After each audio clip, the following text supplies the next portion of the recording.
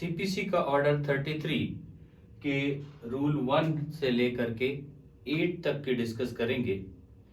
इसका रूल 1 कहता है suits may be instituted by indigent person, निर्धन व्यक्ति द्वारा संस्थित किए जा सकेंगे, निर्धन व्यक्ति द्वारा वाद संस्थित किए जा सकेंगे। अब इसमें से ऑर्डर 33 का रूल 1 कहता है कि जो व्यक्ति निर्धन है वो वाद दाखिल कर सकता है। अब यहां बात आती है कि निर्धन कौन है जो निर्धन का लाभ लेकर के वाद दाखिल कर सकता है। तो पहली बात इसमें कहा कि इतना पर्याप्त साधन नहीं है कि वह वाद शुल्क अदा कर सके। पहली बात, कोर्ट फीस नहीं दे सकता। दूसरी बात कि 1000 रुपए मूल्य की ऐसी संपत्ति का वह हकदार नहीं है।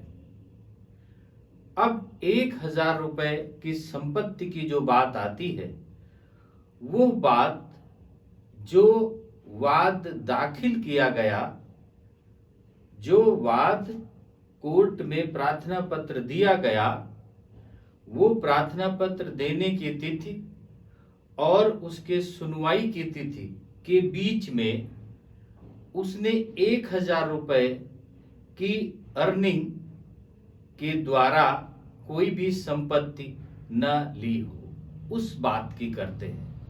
तो अगर ये दो कंडीशन उसने फुलफिल की है और उसके पास ऐसी संपत्ति भी नहीं है कि वह न्याय शुल्क अदा कर सके, तो वह निर्धन की श्रेणी में आएगा और निर्धन व्यक्तियों के द्वारा वाद दाखिल करने का लाभ ले सकेगा। अब इसमें रूल 2 कहा कंटेंट्स ऑफ एप्लीकेशन।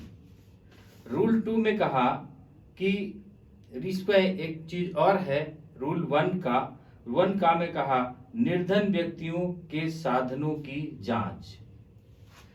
अगर निर्धन व्यक्तियों के साधनों की जांच में कहा कि अगर कोई व्यक्ति निर्धन की श्रेणी में आकर के कोर्ट को प्रार्थना पत्र देता है, तब प्रार्थना पत्र को जो मुख्य लिपिक होगा जिसके पास प्रार्थना पत्र दाखिल किया गया, वह लिपिक उस प्रार्थना पत्र की जांच करेगा और जांच करने पर उसके साक्ष्य देखने पर प्रथम दृष्टया वह निर्धन साबित होता है।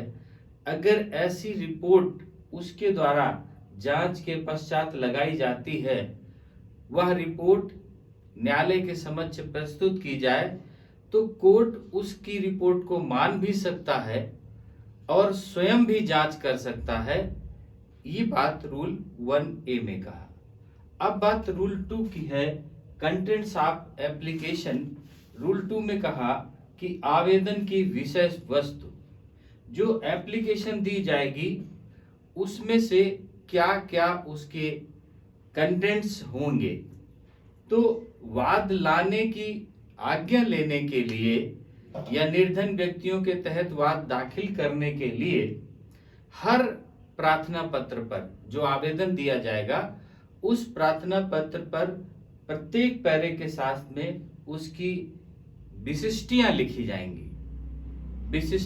जाएंगी और उसके साथ में उस व्यक्ति की जो दाखिल कर रहा है उसके मूवेबल प्रॉपर्टी की, जंगम संपत्ति की और इमूवेबल प्रॉपर्टी की, स्थावर संपत्ति की पूरी सूची उसके साथ में लगाई जाएगी। लगा करके उसको शपथ पत्र द्वारा सत्यापित किया जाएगा और हस्ताक्षर उस पर किए जाएंगे। अगर इस तरीके से प्रार्थना पत्र प्रस्तुत किया जाता है, तब प्रथम दृष्टया उस पर जांच शुरू होगी। अब इसका रूल 3 कहता है presentation of application. Presentation of application, आवेदन का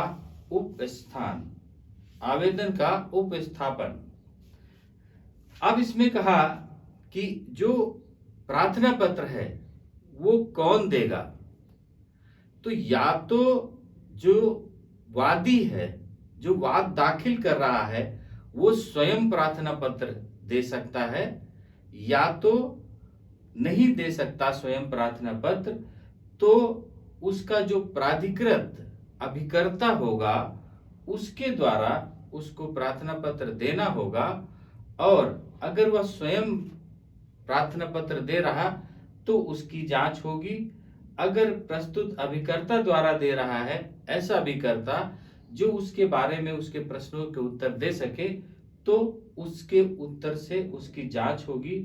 और यदि एक से ज्यादा वादी हैं उस दावे में, और उनमें से अगर एक ही वादी खड़ा हो करके उस निर्धनता के बारे में सारे उत्तर दे सकता, संतुष्ट कर सकता है, तो भी एक वादी से भी काम चल जाएगा।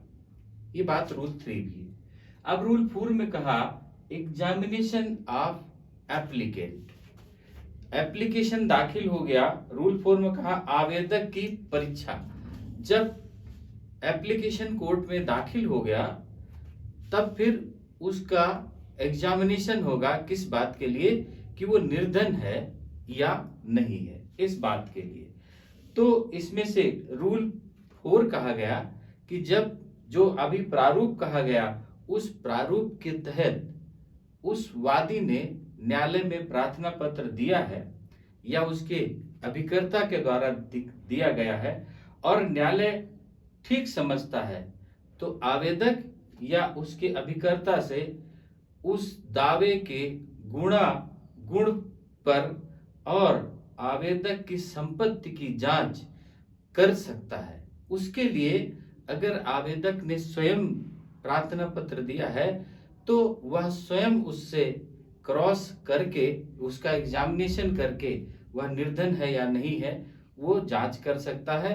लेकिन अगर अभिकर्ता के द्वारा, उसके अभिकर्ता के द्वारा प्रस्तुत किया गया है प्रार्थना पत्र, तब फिर कोर्ट ये कह सकती है कि उस व्यक्ति की जो निर्धन है उसको कमीशन के द्वारा उसकी परीक्षा करा ली जाए, क्योंकि वो न्यायालय में नहीं आ सकता, वो न्यायालय में उपस्थित विशिष्ट कारणों के वश नहीं हो सकता, तब फिर उसकी कमीशन के द्वारा परीक्षा कराई जा सकती है और ये बात निकाली जा सकती है कि वो निर्धन है या नहीं है। अब रूल इसका 5 कहता है रिजेक्शन ऑफ एप्लीकेशन। रूल 5 में कहा कि आवेदन का ना मंजूर किया जाना। अब जरूरी नहीं है कि उसने आवेदन दिया और क्रॉस एग्जामिनेशन हुआ, उसकी जांच हुई, जांच के बाद में यही सिद्ध कर दिया जाए कि नहीं साहब वो निर्धन है। अगर उसकी जांच में ऐसा आता है कि वो निर्धन नहीं है तो उसको नामंजूर कर दिया जाएगा।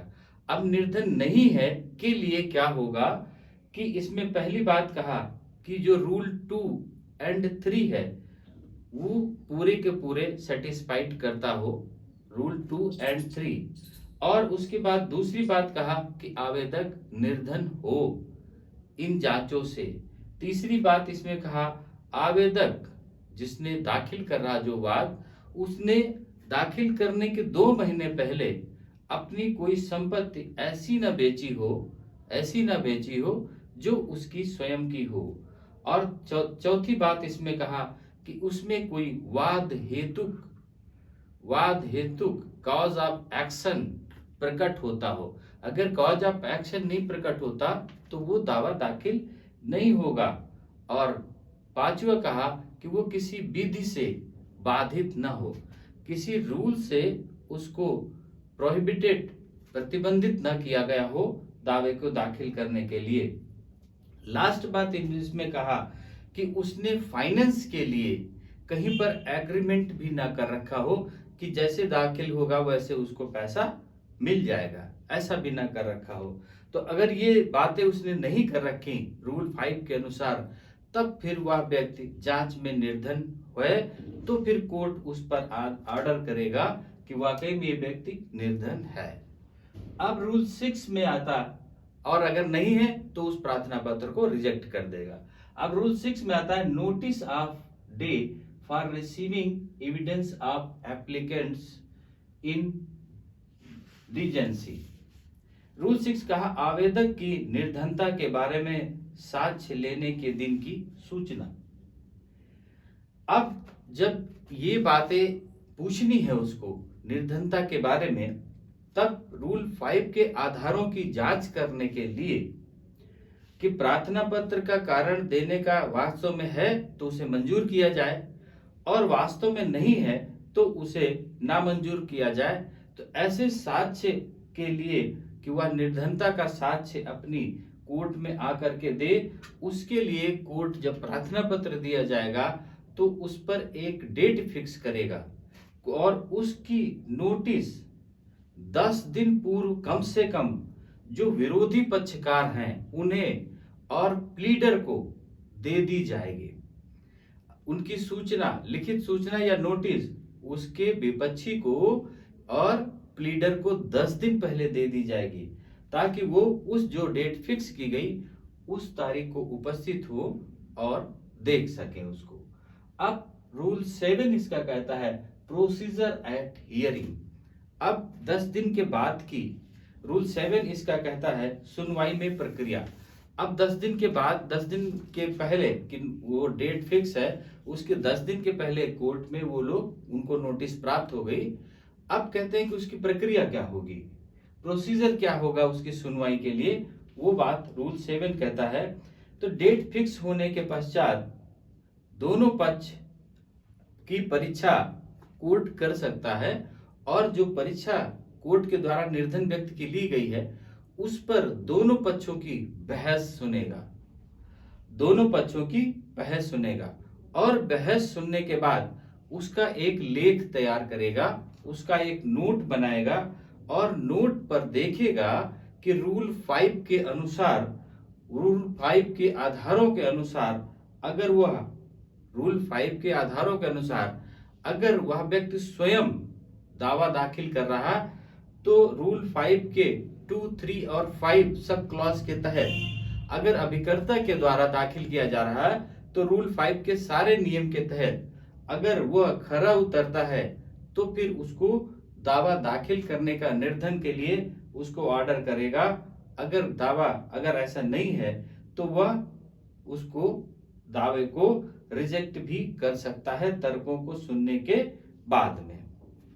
अब इसमें रूल 8 आता है procedure if application admitted. Rule 8 में कहा कि यदि आवेदन ग्रहण कर लिया जाए तो प्रक्रिया। अभी इसमें से पूरा प्रोसेस क्लियर हो गया होगा। अब रूल 8 में कहा कि अगर एक्सेप्ट हो गया, मान लिया कि वो 5 रूल 5 के रूल 2, सब रूल 2, 3 और 5 अगर वो स्वयं या अभिकर्ता के द्वारा तो रूल 5 के सारे कंडीशन सेटिस्फाइड कर रहे हैं, तो आदेश कर दिया कि वह व्यक्तिवादी जो है निर्धन की श्रेणी में आता है, तब प्रक्रिया क्या होगी। तब रूल 8 कहता है उसके बाद में जब आवेदन ग्रहण हो गया तब फिर उस डॉक्यूमेंट्स पर, उस वाद पर नंबरिंग की जाएगी, और नंबरिंग करने के पश्चात उस पर वाद संख्या डाली जाएगी, और वो वाद वैसे ही चलेगा जैसे कि साधारण वाद चलते हैं, बशर्ते उसमें क्या एक चीज का फर्क रहेगा कि उसमें याचिका, जो उसकी याचिका होगी और प्लीडर होगा और कोर्ट की फीस होगी, दावे की फीस होगी, ये उसको नहीं देनी होंगी। बाकी सारी प्रक्रियाएं जैसे एक आम दावे में चलती हैं वैसे ही चलेगी। तो अभी इसका एक पार्ट में रूल 8 तक के वेरी इजी था कि निर्धन व्यक्ति वाद को कैसे दाखिल करेंगे। पहले में निर्धन व्यक्ति कौन था, दूसरे में उसके कंटेंट्स एप्लीकेशन के क्या होंगे, सारे में विशिष्टताएं लिखी जाएंगी, फिर उसको एप्लीकेशन को प्रेजेंट किया जाएगा बाबू के पास में, उसका जो कोर्ट का प्रथम अधिकारी बाबू होगा उसकी जांच करेगा, उसके बाद में एप्लीकेशन के जांच करके बाद कोर्ट को देगा, और कोर्ट उसको समझता है तो फिर पास करेगा, अदरवाइज उसका स्वयं कर सकता है। अगर नहीं पास करता तो एप्लीकेशन रिजेक्ट हो सकती है। उसके बाद में एप्लीकेशन पर सुनवाई के लिए नोटिस देगा अपोजिट पार्टी को और प्लीडर को, और जब अपोजिट पार्टी और प्लीडर उपस्थित होगा तब उस दिन हियरिंग होगी, दोनों के क्रॉस को सुनेगा। सुनने के बाद में अगर पाता है सही है तो उसे अलाउ करेगा, नहीं पाता सही तो अलाउ नहीं करेगा। अगर अलाउ करेगा तब फिर साधारण वाद के तहत उसकी प्रक्रिया चलेगी, बशर्ते याचिका और कोर्ट फीस और प्लीडर की उसको फीस देने की आवश्यकता नहीं होगी, इसके लिए उसे माफ कर दिया जाएगा। तो अभी ऑर्डर 33 का रूल 1 से लेकर के रूल 8 तक क्लियर हो गया होगा। अब रूल 9 से हम नेक्स्ट पार्ट में डिस्कस करेंगे। ओके, थैंक यू, जय हिंद।